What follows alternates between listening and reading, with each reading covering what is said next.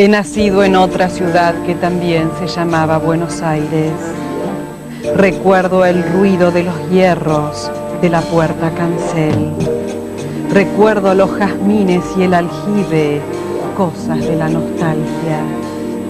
Recuerdo una divisa rosada que había sido punzó. Recuerdo la resolana y la siesta. Recuerdo dos espadas cruzadas que habían servido en el desierto.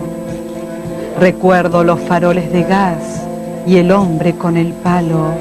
Recuerdo el tiempo generoso, la gente que llegaba sin anunciarse. Recuerdo un bastón con estoque. Recuerdo lo que he visto y lo que me contaron mis padres. Recuerdo a Macedonio en un rincón de una confitería del 11. Recuerdo las carretas de tierra adentro en el polvo del 11. Recuerdo el almacén de la figura en la calle de Tucumán. A la vuelta murió Estanislao del Campo. Recuerdo un tercer patio que no alcancé, que era el patio de los esclavos. Guardo memorias del pistoletazo de Alem en un coche cerrado, en aquel Buenos Aires que me dejó. Yo sería un extraño. Sé que los únicos paraísos no vedados al hombre son los paraísos perdidos. Alguien casi idéntico a mí, alguien que no habrá leído esta página, lamentará las torres de cemento y el talado obelisco. Siempre es bueno escuchar a Patricia Díaz Vialet en este espacio de Fundación Inca, y estamos con Esteban Moore en este homenaje a Jorge Luis Borges. Un homenaje que vamos a hacer muy humilde, un grande Borges, grande total. Un homenaje adelantado, diríamos, adelantado, porque el año que viene se cumplen 10 años de su muerte. Y nosotros en el espacio que venimos recordando a tantos poetas de Buenos Aires, le hicimos el homenaje a Jorge Luis Borges. Sí. Como decís vos, un grande, un maestro de escritores. Él, de alguna manera, yo hablando con Borges, siempre con Andrés Weisman, sí, que nos reuníamos los domingos, ahí por el año 75, 76, y hablábamos.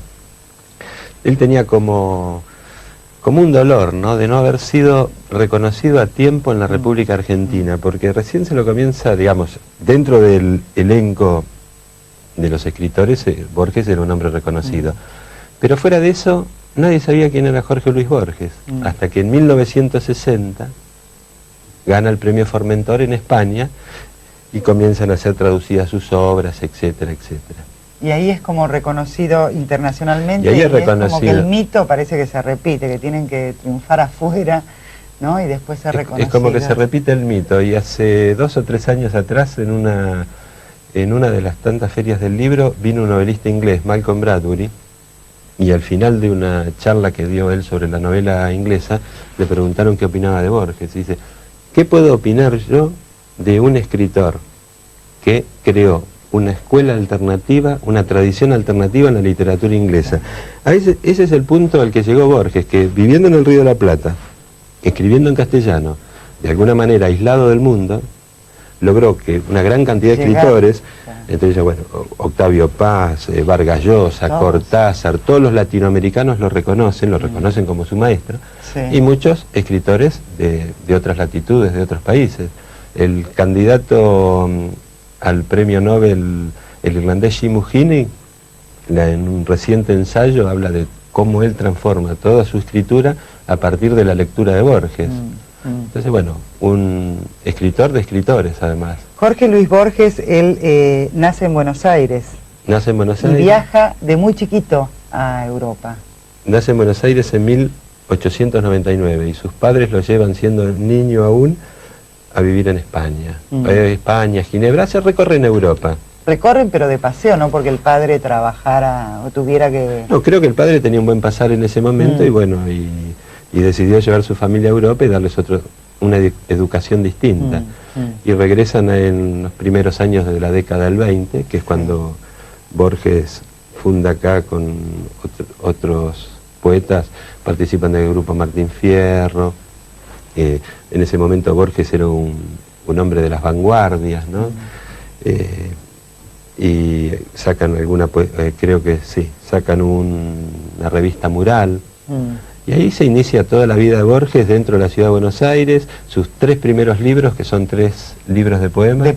Fervor de Buenos Aires, Luna de Enfrente y Cuaderno de San Martín, son 3 libros que prácticamente están dedicados a la ciudad de Buenos Aires.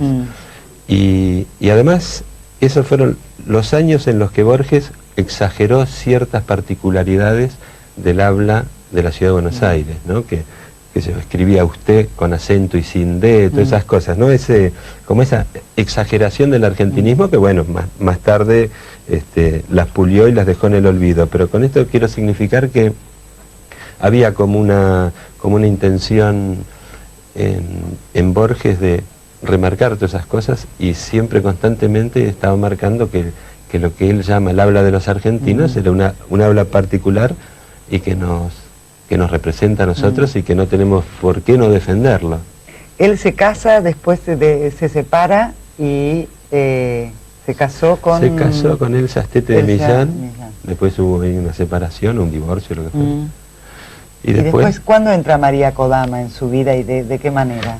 Bueno, María Kodama fue alumna de él durante varios años, cuando él tenía la cátedra de, creo que literatura inglesa en la Universidad de Buenos Aires, y ella definitivamente creo que entra en la vida de Borges en la década del 70, ¿no? Que se convierte en una especie de secretaria, guía, lo llevaba, lo acompañaba en los viajes, y aparentemente desarrollaron una vida espiritual muy estrecha. Claro. ¿En qué año Borges se pierde la vista? ¿Es muy joven cuando Borges pierde la vista? El padre de él ya había tenido problemas con la vista, así que, no sé, alguien dice que, bueno, podría ser un problema así, casi genético. Pero él había tenido un golpe, se golpeó cuando estaba escribiendo la Aleph y tuvo una infección y creía que iba a perder la vista, y por ahí era simplemente un sueño premonitorio nada más.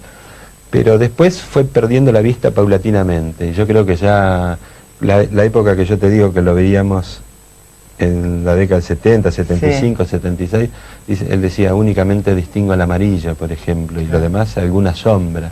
Fue perdiendo lentamente la vista hasta que quedar virtualmente ciego. ¿Y cuál dirías que es, digamos, de la producción de Borges, ¿no?, la producción más rica o la más importante? Bueno, él tiene todo un desarrollo. Borges, además de ser poeta, es ensayista y además escribió esos excelentes cuentos, que entre ellos se destaca el Aleph, que creo que de alguna manera, salvo los franceses que lo reconocieron con todas las letras como poeta, y cuando le dieron la Legión de Honor a Borges en la década del 70, se la dieron como poeta, lo reconocieron como poeta, pero Borges ha sido más reconocido como cuentista, ¿no? Como autor de todas esas ficciones, el Aleph. El que abraza a una mujer es Adán, la mujer es Eva, todo sucede por primera vez.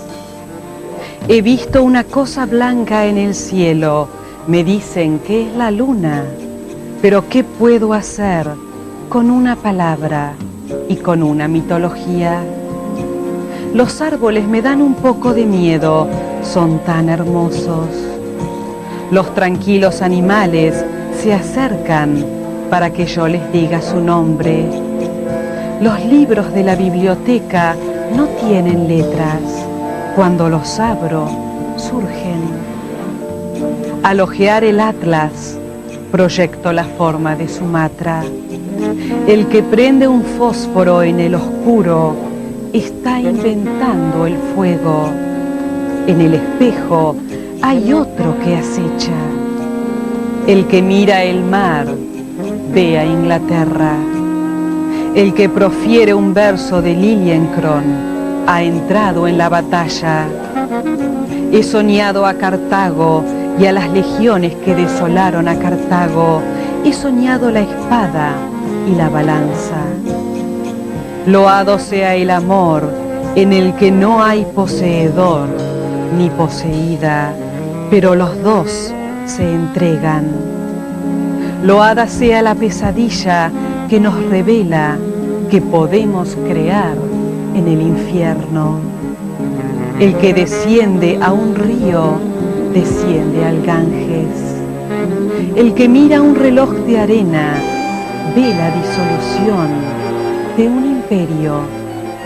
El que juega con un puñal, presagia la muerte de César. El que duerme es todos los hombres. En el desierto vi la joven esfinge que acababan de labrar. Nada hay tan antiguo bajo el sol, todo sucede por primera vez, pero de un modo eterno. El que lee mis palabras está inventándolas. A mí me gusta en este espacio que, bueno, Patricia leyó estos poemas de Borges, ¿no? Todo el tema de la poesía, que es lo que específicamente, y cuando tiene que ver con Buenos Aires, que este es nuestro espacio específico, me parece que, bueno, puede representarse muy bien. No nos queda mucho tiempo, pero contame una última anécdota de Borges, una última cosita. Vamos a contar una anécdota de origen literario.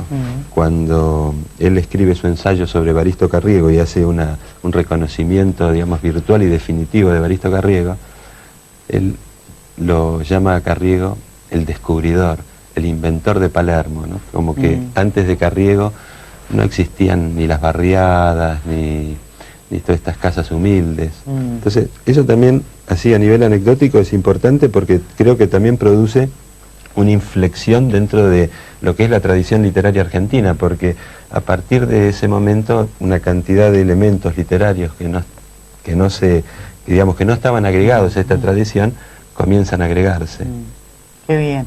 ¿Vos crees que, y ya terminamos, vos crees que el tema de Borges, el reconocimiento es cada vez mayor ahora, ¿no? Y más en nuestro país, obviamente, como que él no fue un reconocido de entrada, sino que ahora yo creo que sí, yo creo que sí, y esperemos que, bueno, que a través de este espacio logremos que lo lean más, ¿verdad? Seguro. A mí me gustó mucho lo que recitó Patricia. Los dos textos. Muy sí. lindos. Muy lindo. Bueno, gracias, Esteban. Gracias.